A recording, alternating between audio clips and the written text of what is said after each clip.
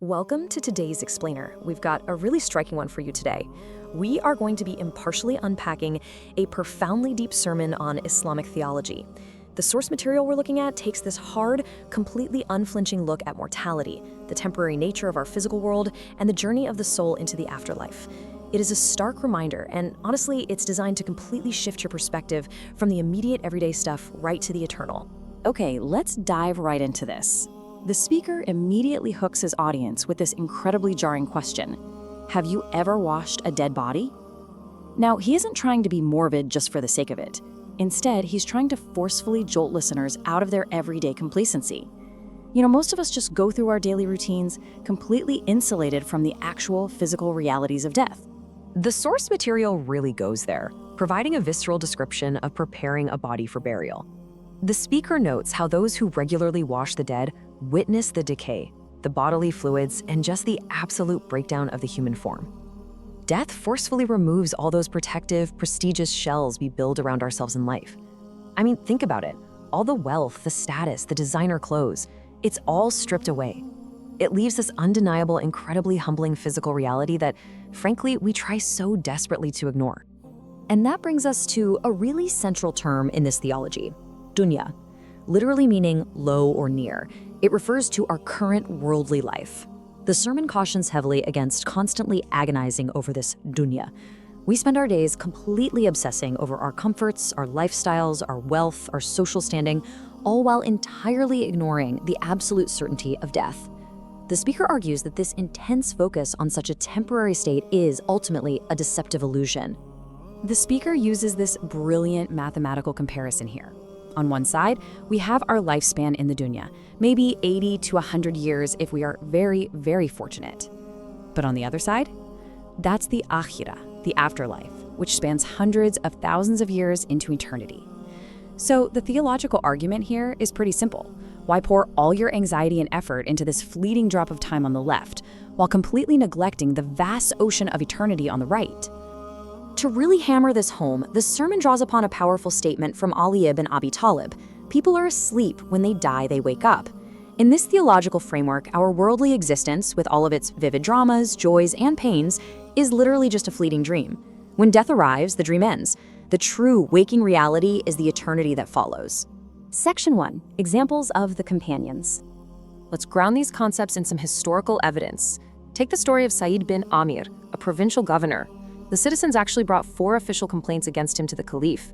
They said he arrived late in the morning, he was unreachable at night, absent 1 day a month, and would just suddenly faint.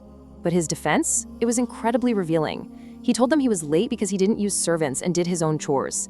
He was unavailable at night because he dedicated those hours entirely to prayer. He was absent monthly to wash and dry his one and only garment.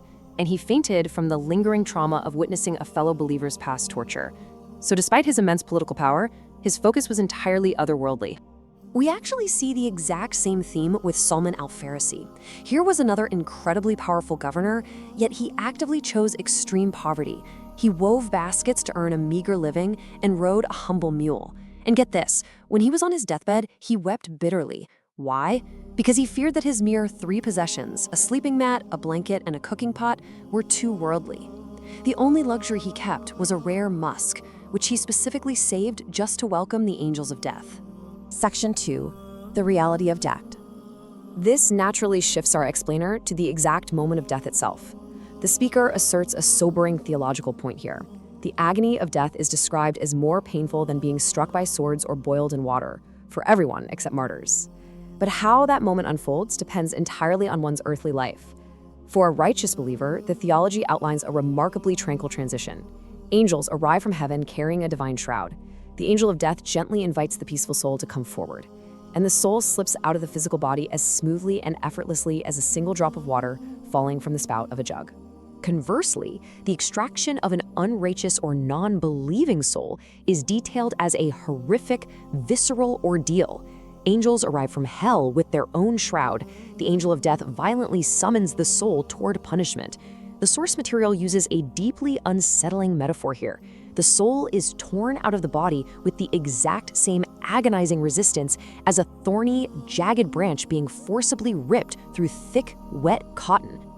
Section 3. Trials of the grave. According to this sermon, death isn't the end of the journey. It's actually just a doorway to the terrifying realities awaiting everyone right beneath the soil. The speaker defines this next stage as barzakh. In Islamic theology, the grave is absolutely not some quiet, dormant, resting place. No, it is a highly active intermediary state. It serves as a literal barrier between the earthly life that was just left behind and the ultimate day of judgment that is yet to come. It's really the first stage of the afterlife.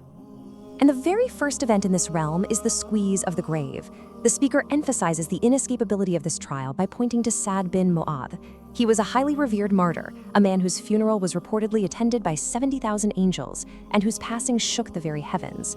Yet even he experienced the terrifying, crushing pressure of the grave.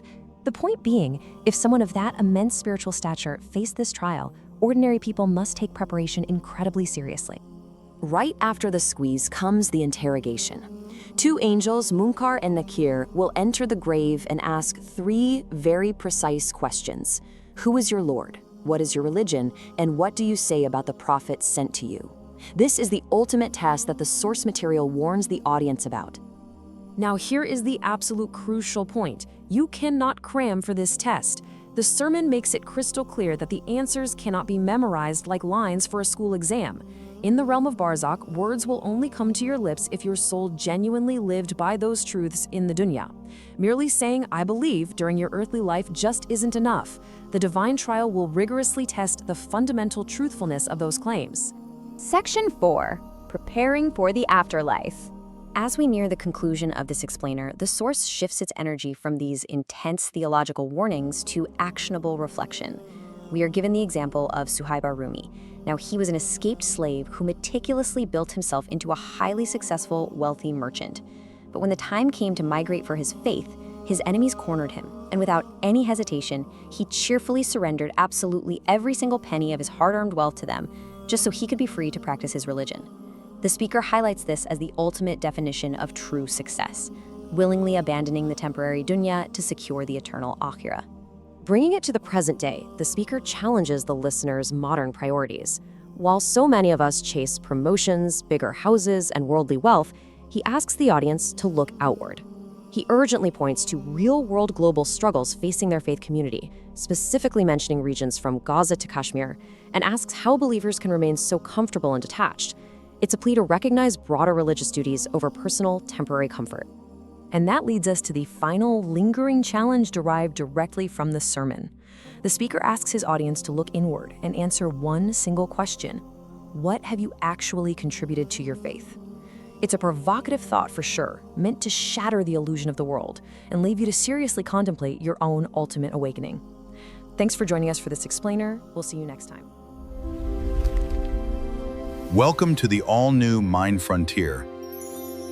Learn, explore, and grow.